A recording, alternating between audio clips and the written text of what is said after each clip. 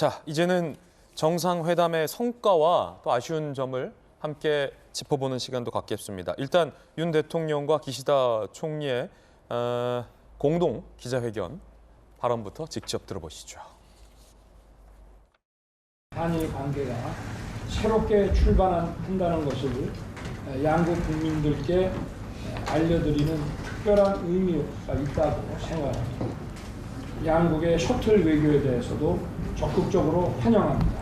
今週、東京では早く桜が開花いたしましたが、本格的な春の訪れを迎えたこの日に、私とユン大統領が将来に向けて日韓関係の新たな章を共に開く機会が訪れたこと、大変嬉しく思っております。日韓の首脳が形式にとらわれず、頻繁に訪問するシャトル外交の再開に一致をいたしました。 한일 간에 중단됐던 셔틀 외교도 복원하기로 하는 등 한일 정상회담의 주요 성과는 크게 세 가지를 양국이 합의했습니다. 첫 번째는 한일 군사정보 보호협정, 지소미아를 정상화하기로 했습니다. 사실 꽤 어느 정도 진전된 레벨에서의 한일 양국이 북한의 미사일 궤적 등의 정보를 공유는 하고 있었습니다만 많이 좀 민감한 부분에서는 막혀 있었던 측면도 있었거든요. 그런데 이번 정상회담을 계기로 북한의 고도화되는 미사일 도발 등에 대해서 한일 양국이 군사정보를 긴밀하게 교류하기로, 그걸 또 정상화하기로 합의를 했습니다. 경제적인 측면에서는 일본이 우리에게 취했던 반도체 세계 품목 수출 규제를 해제했습니다. 사실 반도체 업계 쪽의 설명은 그동안 일본이 취했던 이 규제 때문에 우리가 일본에 수출하기가 굉장히 애를 먹었었는데 뭐 절차적인 것, 서류적인 것, 형식적인 것 등등등 이번에 완전히 규제를 해제하기로 했습니다. 그리고 우리도 세계무역기구의 제소를 취하하기로 했습니다. 그리고 교류적인 측면에서 한일 정상 셔틀 외교 복원을 합의를 했습니다. 실장님께서 보시기에는 이 세 가지 주요 성과에 대해서 어떻게 보십니까? 저는 기본적으로 이런 주요 성과를 봤을 때 한일 간의 신뢰 형성이라고 하는 측면에서 보고 싶습니다. 사실 한일 관계가 악화된 것은 서로 신뢰가 없었는데요. 한일 군사정보 보호협정, 즉 지소미아 같은 경우도 사실은 군사정보를 공유하고 또 서로 비밀을 엄수하는 의미입니다. 이것은 신뢰관계가 없으면 지속될 수 없다라고 하는 측면에서 신뢰일 것 같고요. 그다음에 반도체 소재 관련해서 수출 규제가 있었던 것도 무엇이냐면 한국을 못 믿겠다라는 겁니다. 그러니까 전략적인 물자를 수출하는 데 있어가지고 안보적인 측면에서 한국을 믿을 수 없기 때문에 그것에 대해서 수출 규제 더 엄격하게 하겠다는 거였죠. 그것을 이제 해제하겠다는 것은 한국을 믿겠다, 즉 신뢰관계가 생겼기 때문에 앞으로 한국과의 신뢰관계를 구축해 나가겠다. 이러한 측면에서 저는 한일 관계의 신뢰의 재형성이라고 이렇게 해석하고 싶습니다. 이번 한일 정상회담의 가장 큰 성과는 한일 간의 신뢰를 회복한 점이다. 라는 논평이었습니다. 자, 그런가 하면 사실 우리 대통령실에서도 밝혔었던 부분이긴 한데 많은 우리 국민들이 이 부분에 대해서 아쉬워하지 않을까 싶습니다. 민주당을 중심으로 비판도 제기되고 있는 지점이기도 합니다. 강제징용 피해자들에 대한 성의 있고 진정성 있고 진전된 언급 내지 사과는 없었습니다.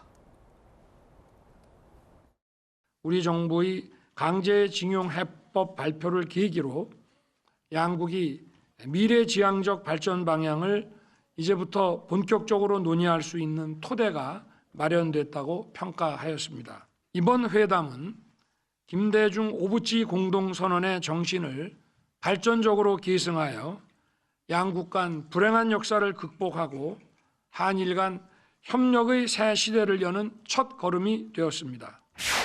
先般、韓国政府は旧朝鮮半島出身労働者問題に関する措置を発表しました。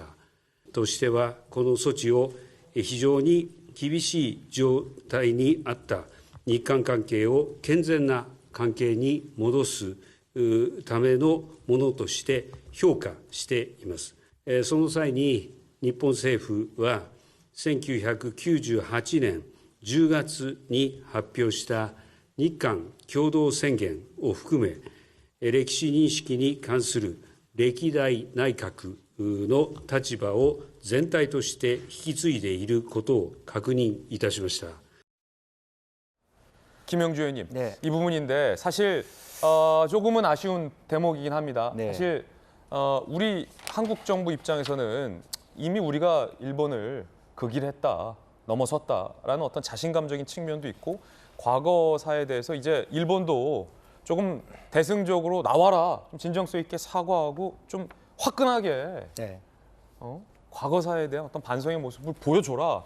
그러면 한일은 미래가 창창하다, 뭐 이런 의미로 우리가 좀 손을 내밀었는데 기시다 총리의 저 언급 중에서는 물론 이제 김대중 오부치 선언에 계승한다라는 말은 있었지만 통 큰 사과나 좀 진전된 입장은 없었어요. 그렇습니다. 실제로 뭐 김대중 오부치 이런 언급보다는 98년 10월 이렇게 그것조차도 입에 담지 않았다는 매우 섭섭한 부분이 될 거라고 보여지고요.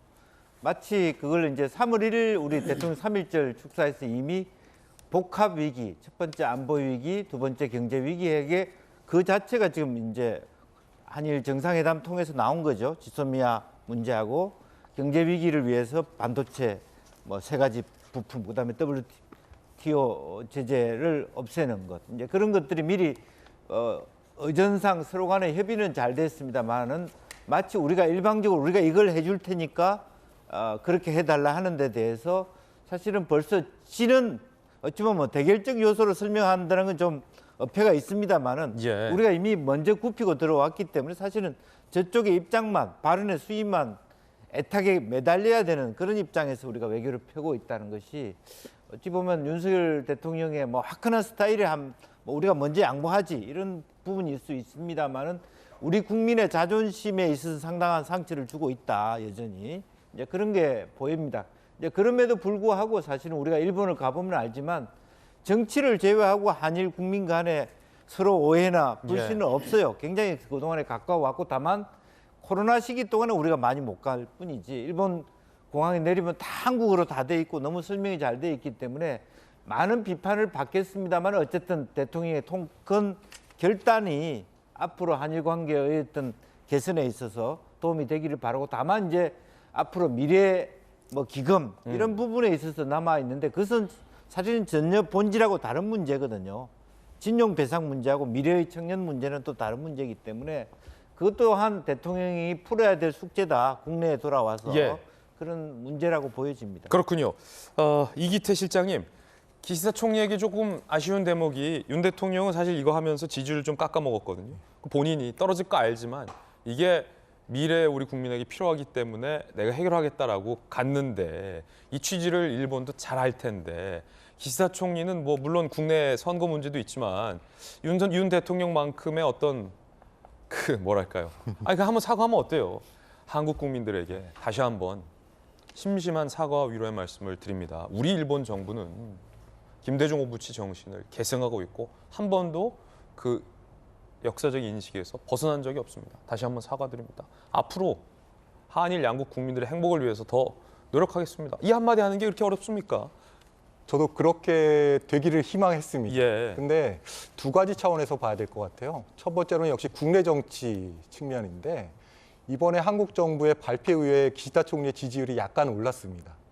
그것은 보면은 일본 국민들이 아직 그런 사과, 오히려 기시다 총리가 사과를 하면 저는 지지율이 좀 떨어질 거라고 봐요. 좀 떨어져도 네, 그런데 통 크게. 그래서 두 번째 이유는 무엇이냐면 저는 이건 또 아베 총리를 또 언급하지 않을 수가 없는데요. 아베 총리가 2015년도에 전후 70년 담화를 발표했습니다. 이 담화에서 향후의 후속 세대들에게 사과하는 걸 하지 않겠다라고 하는 그런 것들이 있었습니다. 그런데 이것이 어떻게 보면 일본 사회에서 하나의 그런 원칙같이 돼버렸다는 게 참 정말 아쉬운데요. 그래서 이번 정상회담을 앞두고도 많은 일본 전문가들이 기시다 총리가 정상회담에서 물론 김대중 오부치 공동선언을 얘기를 하지만 그것을 약간 좀 직접적인 표현을 했으면 좋겠다라고 했는데 그것이 없어서 정말 아쉽습니다. 그렇군요.